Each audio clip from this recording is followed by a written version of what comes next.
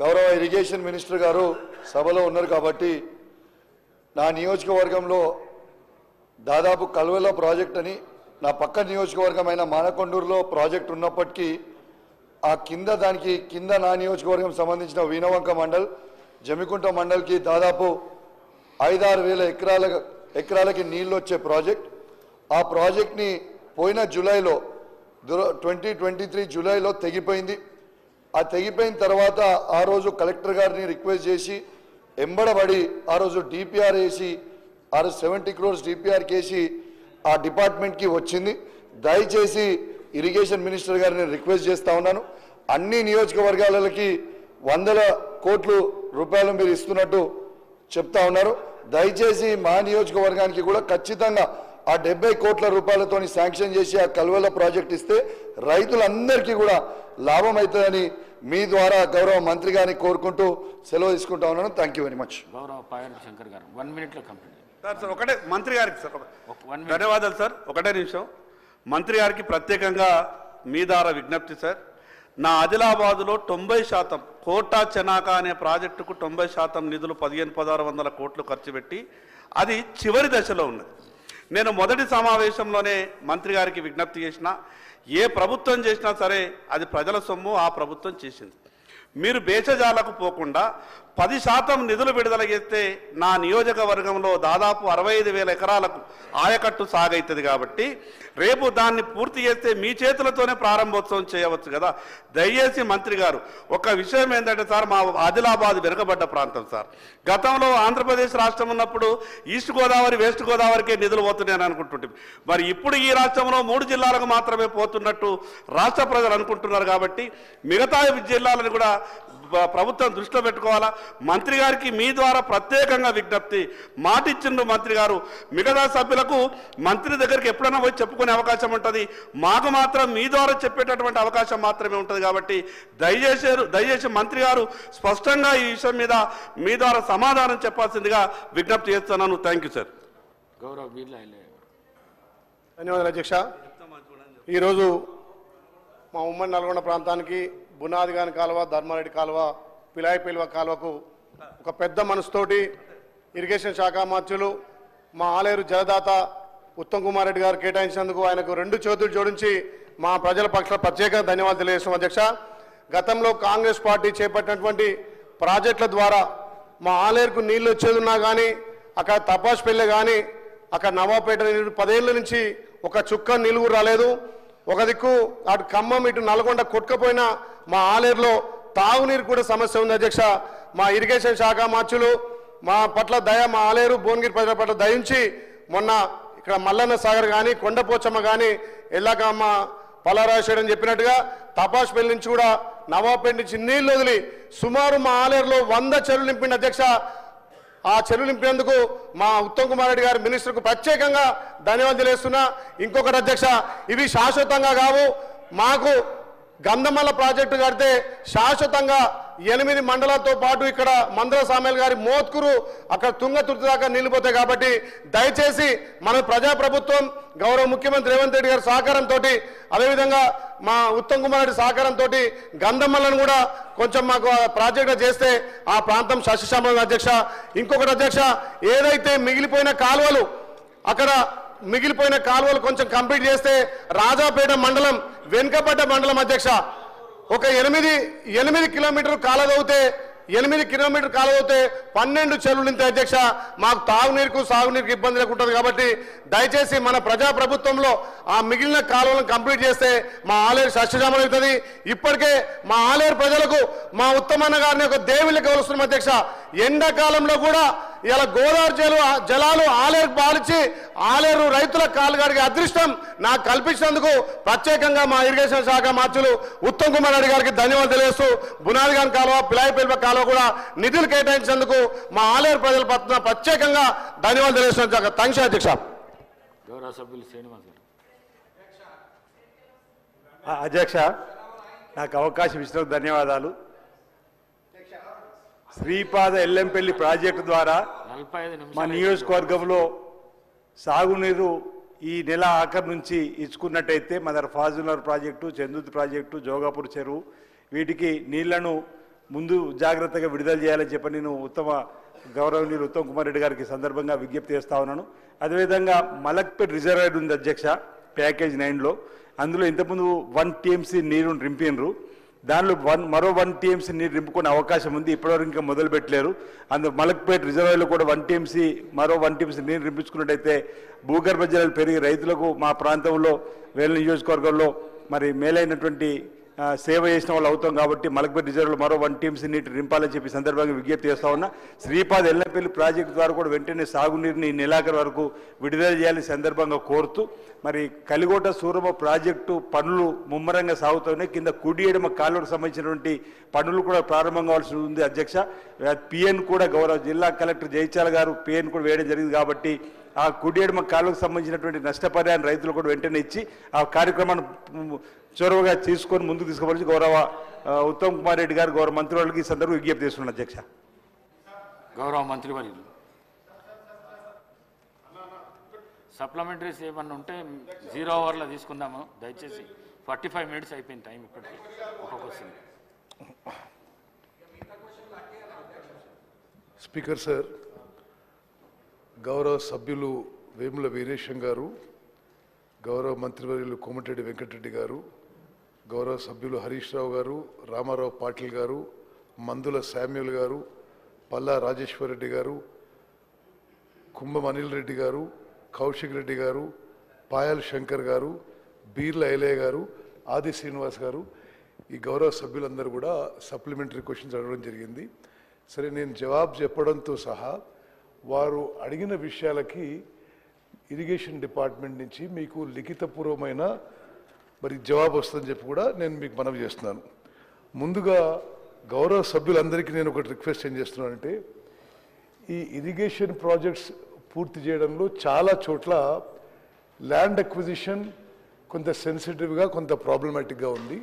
Land acquisition విషయంలో ప్రభుత్వం చేసే చర్యలతో సహా మీరు స్థానిక శాసనసభ్యులుగా మీ సంపూర్ణ సహకారం కూడా అవసరం ఉందని చెప్పి నేను మీకు మనవి చేస్తున్నాను. మరి ఈరోజు మీరు అడిగిన విషయాల్లో ఒకటి మరి ప్రశ్న వేసింది గౌరవ మరి నకరేకల్ ఎమ్మెల్యే వేముల వీరేశం గారు. గౌరవ ముఖ్యమంత్రి గారి అనుమతితో ఉమ్మడి నల్గొండ జిల్లాకి బునియాదిగాని కాలువ, పిల్లైపల్లి కాలువ, ధర్మారెడ్డి కాలువ మంజూరు కావడం చాలా సంతోషకరం. గౌరవ ఆర్థిక మంత్రి బట్టి విక్రమార్క గారు వారి ఫైనాన్షియల్ కన్కరెన్స్ ఇచ్చి వారు సహకరించారు. సుమారు ఈ 3 కాలువల ద్వారా మూసీ నదీ జలాల ద్వారా 60,000 ఎకరాలు మరి ఈ ఫ్లోరైడ్ ప్రాంతం, ఈ కరువు ప్రాంతాలకి నీళ్ళు అందడం చాలా సంతోషకరం. గతంలో కూడా గత ప్రభుత్వాల్లో కూడా ఈ ప్రయత్నం జరిగింది. వాస్తవంగా కొంత పని జరిగి ఆ పని ఆగిపోయింది. ఇప్పుడు మళ్ళీ ఆ పనులు మేము చేపట్టాం. ఇది చాలా వార్ ఫుటింగ్లో చాలా అత్యవసర పనులుగా భావించి నేను ఉమ్మడి నల్గొండ జిల్లా ఎమ్మెల్యేలందరికీ అష్యూరెన్స్ ఇస్తున్నా. ఈ 3 కాలువలు బునియాదిగాని కాలువ, పిల్లైపల్లి కాలువ, ధర్మారెడ్డి కాలువ మూసీ నదీ జలాలతో మరి 60,000 ఎకరాలకి నీళ్ళు ఇవ్వబోతున్నాం. అఫీషియల్గా మేము ప్రకటించేది 2 ఏళ్లలో ఈ 3 పూర్తి చేస్తామని.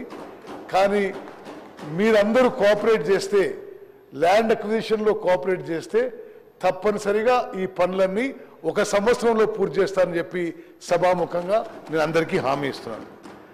అదేవిధంగా మరి మూసీ పునరుజ్జీవంపై ఈ మధ్య మరి కొంత విమర్శలు కూడా వినడం జరిగింది. ఉమ్మడి నల్గొండ జిల్లా ప్రజలు మాత్రం ఈ మూసీ పునరుజ్జీవం కావాలి, తప్పనిసరిగా మూసీలో అదనపు నీళ్లు వస్తే ఉమ్మడి నల్గొండ జిల్లాకి ఎంతో మేలు జరుగుతుందని చెప్పి ఈ సందర్భంగానే మనవి చేస్తున్నాను. అదేవిధంగా వీరేశం గారు అడిగారు ఇది ఐటిపామ్ల లిఫ్ట్ గురించి. ఐటిపామ్ల లిఫ్టు ఇప్పుడు హోల్డప్ ల్యాండ్ అక్విజిషన్ విషయంలో మరి మీ కోఆపరేషన్ కూడా అవసరం. తప్పనిసరిగా మీరు కోఆపరేట్ చేస్తే ఇది మరి ఈ lift irrigation scheme already tender పూర్తయి ఏజెన్సీకి అవార్డ్ అయింది. కానీ ల్యాండ్ అక్విజిషన్ కంప్లీట్ కాలేదని పనులు ఆగున్నాయి. మీరు కూడా కోఆపరేట్ చేస్తే తప్పనిసరి ఐటిపామ్ల లిఫ్ట్ కూడా ఇమీడియట్గా టేకప్ చేస్తామని చెప్పి కూడా మనం చేస్తారు. అదేవిధంగా ఈ మధ్యనే బ్రాహ్మణ వెల్లెంల ప్రాజెక్ట్ విషయంలో ఆ ప్రాజెక్ట్ విషయంలో మరి గౌరవ మంత్రివర్యులు కోమటిరెడ్డి వెంకటరెడ్డి గారు అది సొంత గ్రామానికి ఆ ప్రాజెక్టు బేస్ ఉంది. ఒక 10-15 ఏళ్ల సంది వారి ప్రాజెక్ట్ మీద నిరంతరం కృషి చేస్తున్నారు.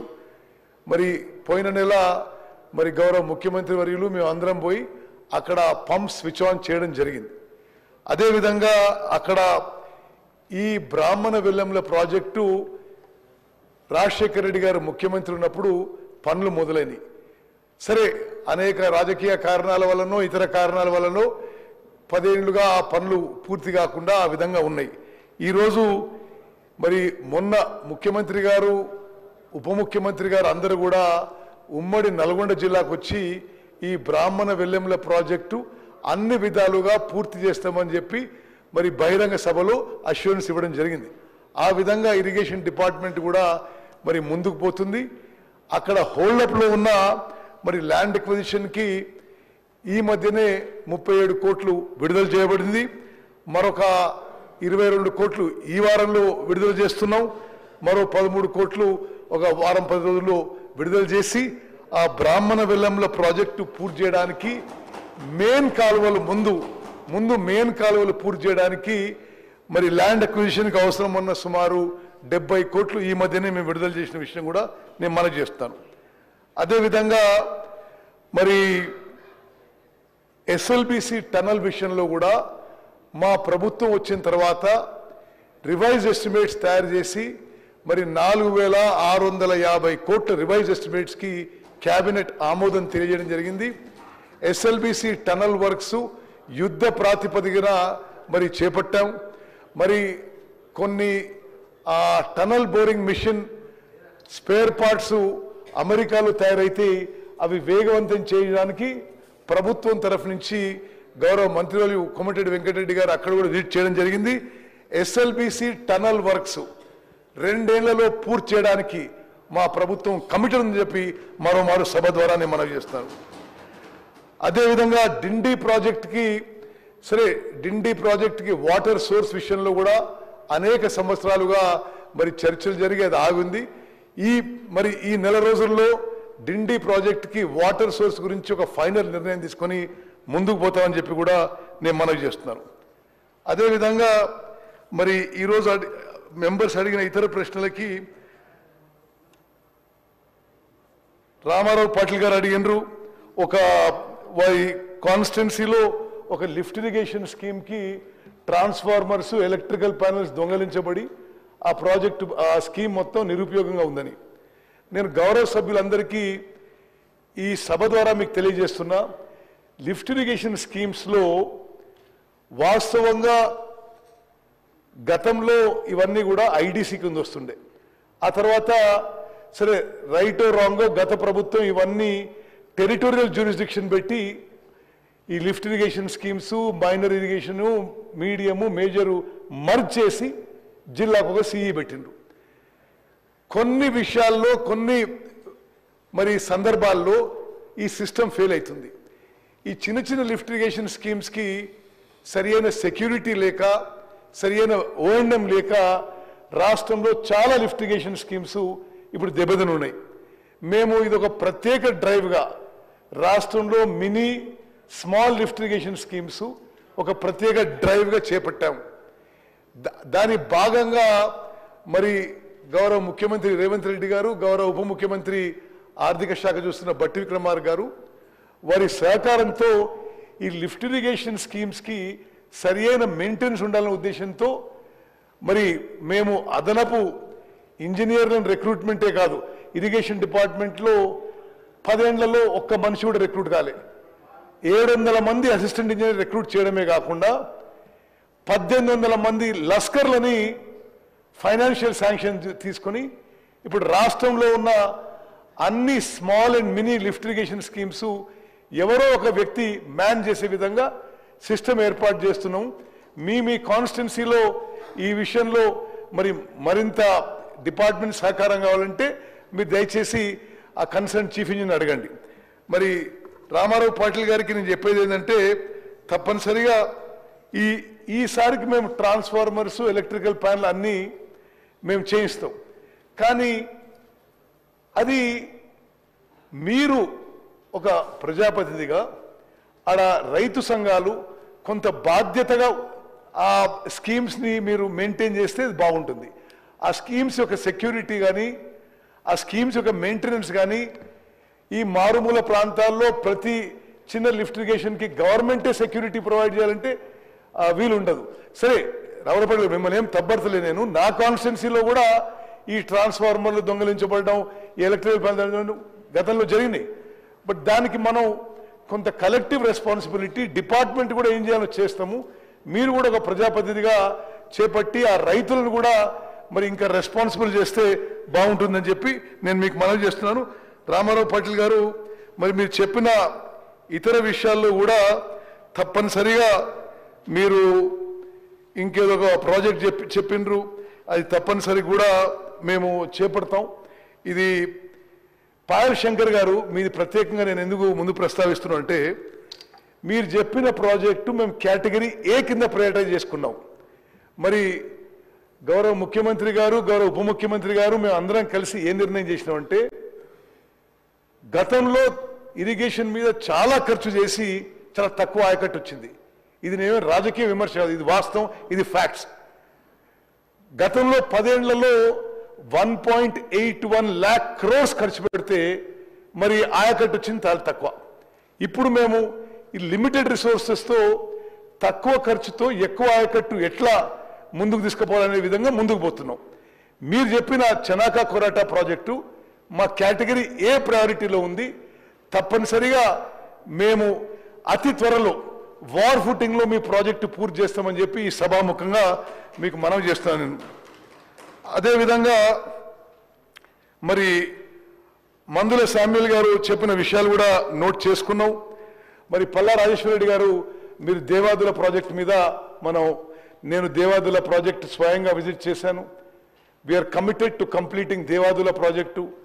గత 10 ఏళ్లలో దేవాదుల ప్రాజెక్టు పనులు ఇంకా వేగవంతంగా జరగాల్సి ఉండే, చాలా చోట్ల ల్యాండ్ అక్విజిషన్ కూడా ప్రాబ్లమాటిక్ అవుతుంది.